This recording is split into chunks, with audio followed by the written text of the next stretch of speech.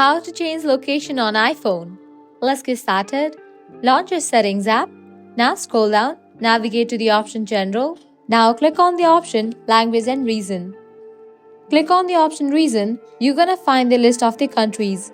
Go through the list and select the country that you wanna set. Just check in for it and click on Done. With that, the country will be updated.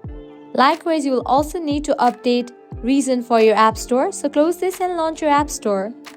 Click on the profile icon given at the top right. Click on the username given at the very top. Now click on the option Country or Region. From this list, select the country that you want to set for your App Store. Now agree with the terms and condition of App Store. And now you will be directed to this page where you will need to provide your payment method and billing name and address. Fill up this and then click on Next. With that, your region will be updated on App Store as well. This way you are able to change location on iPhone. If this guide was helpful, do not forget to like, share and subscribe to our channel. Thanks for watching.